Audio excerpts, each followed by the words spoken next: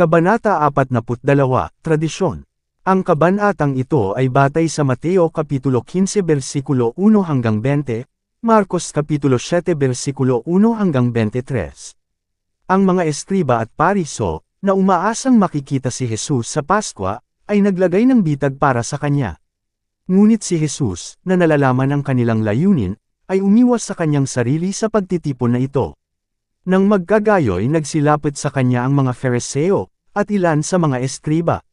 Dahil hindi siya pumunta sa kanila, pumunta sila sa kanya. Sa loob ng ilang panahon ay tila tatanggapin ng mga tao ng Galilea si Jesus bilang Mesiyas, at ang kapangyarihan ng hierarkiya sa rehiyong iyon ay masisira. Ang misyon ng 12, na nagpapahiwatig ng pagpapalawig ng gawain ni Kristo, at ang pagdadala sa mga disipulo ng higit na direktang pakikipaglaban sa mga rabay, ay muling nagpasigla sa paninibugho ng mga pinuno sa Jerusalem. Ang mga especially iyan na kanilang ipinadala sa Capernaum sa unang bahagi ng kanyang ministeryo, na sinubukang ayusin sa kanya ang paratang ng paglabag sa Sabath, ay inilagay sa kalituhan, ngunit ang mga rabay ay desidido sa pagsasakatuparan ng kanilang layunin. Ngayon isa pang deputasyon ang ipinadala upang bantayan ang kanyang mga galaw, at humanap ng ilang akusasyon laban sa kanya. Gaya ng dati, ang batayan ng pagrereklamo ay ang kanyang pagwawalang bahala sa mga tradisyonal na tuntunin na humahadlang sa batas ng Diyos. Ang mga ito ay sinasabing dinisenyo upang bantayan ang pagsunod sa batas, ngunit sila ay itinuturing na mas sagrado kaysa sa batas mismo. Nang sila ay dumating sa banggaan sa mga utos na ibinigay mula sa Sinai, ang kagustuhan ay ibinigay sa rabbinical na mga tuntunin. Kabilang sa mga pagdiriwang na pinakamahigpit na ipinatupad ay ang ceremonial na paglilinis. Ang pagpapabiye sa mga anyo na dapat sundin bago kumain ay itinuring na isang karumaldumal na kasalanan, na parusahan kapwa sa mundong ito at sa susunod, at ito ay itinuring na isang birtod upang sirain ang lumabag. Ang mga tuntunin tungkol sa paglilinis ay hindi mabilang. Ang panahon ng isang buhay ay halos hindi sapat para matutunan ng isa ang lahat ng ito. Ang buhay ng mga taong sinubukang sundin ang mga pangangailangan ng rabbinical ay isang mahabang pakikibaka laban sa ceremonial na karumihan, isang walang katapusang paghuhugas at paglilinis. Habang ang mga tao ay abala sa mga walang kabuluhang pagtatangi, at mga pagdiriwang na hindi hinihingi ng Diyos, ang kanilang atensyon ay naalis sa mga dakilang simulain ng kanyang kautusan. Si Kristo at ang kanyang mga alagad ay hindi nagsagawa ng mga ceremonial na paghuhugas na ito, at ginawa ng mga especially iya ang pagpapabiye na ito bilang batayan ng kanilang akusasyon.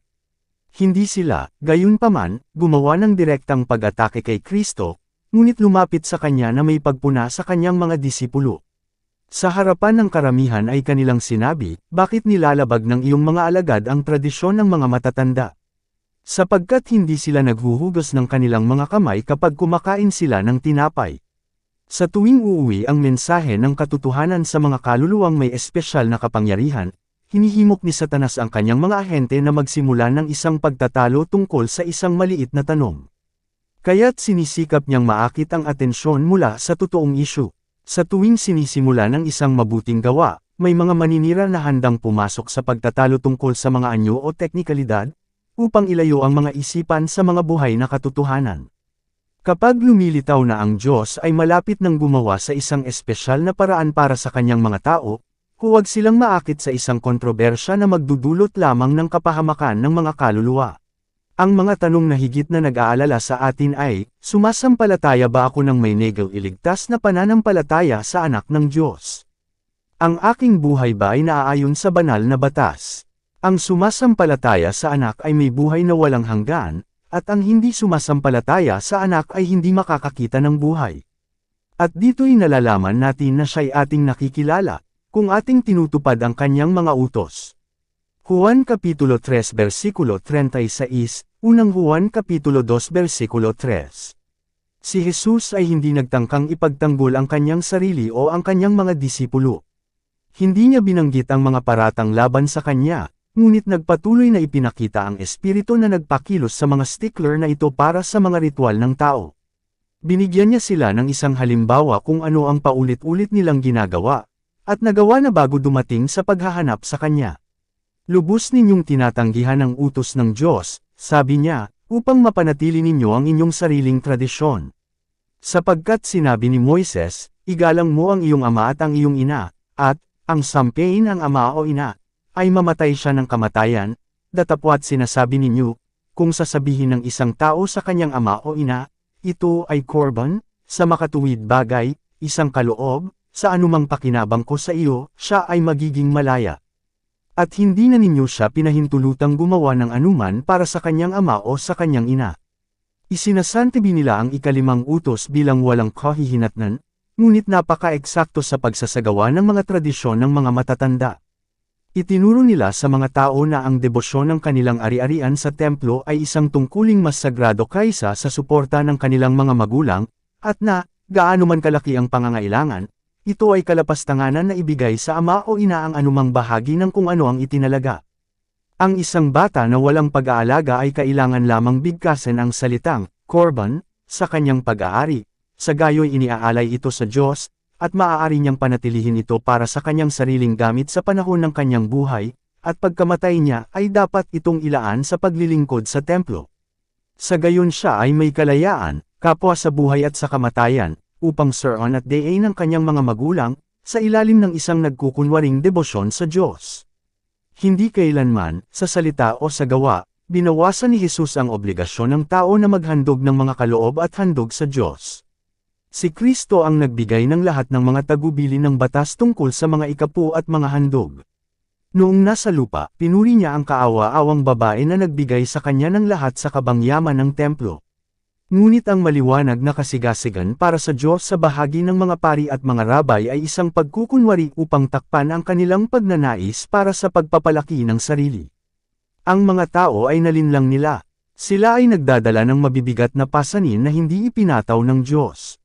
Maging ang mga disipulo ni Kristo ay hindi ganap na malaya mula sa pamatok na nakatali sa kanila ng minanang pagtatangi at awtoridad ng rabbinical. Ngayon, sa pamamagitan ng pagsisiwalat ng tunay na espiritu ng mga rabay, sinikap ni Jesus na palayain mula sa pagkaalipin ng tradisyon ng lahat na talagang nagnanais na maglingkod sa Diyos. Kayong mga mapagpaimbabaw, ang sabi niya, na tinutugunan ng mga tusong tiktik, mabuti ang pagkahula ni Isayas tungkol sa inyo, na sinasabi, ang bayang ito ay lumalapit sa akin ng kanilang bibig, at pinararangalan ako ng kanilang mga labi, ngunit ang kanilang puso ay malayo sa akin. Ngunit walang kabuluhan ng pagsamba nila sa akin, na nagtuturo ng mga aral ng mga utos ng mga tao. Ang mga salita ni Kristo ay isang arraignment ng buong sistema ng pariso. Ipinahayag niya na sa pamamagitan ng paglalagay ng kanilang mga pangangailangan sa itaas ng mga banal na tuntunin ang mga rabay ay naglalagay ng kanilang sarili sa itaas ng Diyos. Ang mga kinatawan mula sa Jerusalem ay napuno ng galit. Hindi nila maaaring akusahan si Kristo bilang isang lumalabag sa batas na ibinigay mula sa Sinai, sapagkat siya ay nagsalita bilang tagapagtanggol nito laban sa kanilang mga tradisyon. Ang mga dakilang utos ng kautusan, na kanyang iniharap, ay lumitaw sa kapansin-pansing kaibahan sa maliliit na tuntunin na ginawa ng mga tao. Sa karamihan, at pagkatapos ay mas ganap sa kanyang mga disipulo, ipinaliwanag ni Jesus na ang karumihan ay hindi nagmumula sa labas, kundi sa loob. Ang kadalisayan at karumihan ay nauukol sa kaluluwa. Ang masamang gawa, ang masamang salita, ang masamang kaisipan, ang paglabag sa batas ng Diyos, hindi ang pagpapabe sa panlabas, gawa ng tao na mga seremonya, ang nagpaparumi sa tao. Napansin ng mga alagad ang galit ng mga especially iyan nang nalantad ang kanilang maling turo. Nakita nila ang galit na mga tingin, at narinig ang kalahating ungol na mga salita ng kawalang kasiyahan at paghihiganti.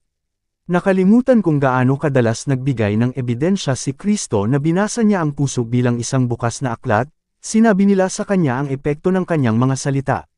Sa pag-asang mapagkasunduan niya ang galit na mga opisyal, sinabi nila kay Jesus, alam mo ba na ang mga pariso ay nasaktan, pagkatapos nilang marinig ang pananalitang ito? Sumagot siya, ang bawat halaman, na hindi itinanim ng aking amang nasa langit, ay bubunutin. Ang mga kaugalian at tradisyon na lubhang pinahahalagahan ng mga rabay ay mula sa mundong ito, hindi mula sa langit. Gaano man kalaki ang kanilang awtoridad sa mga tao, hindi nila matiis ang pagsubok ng Diyos.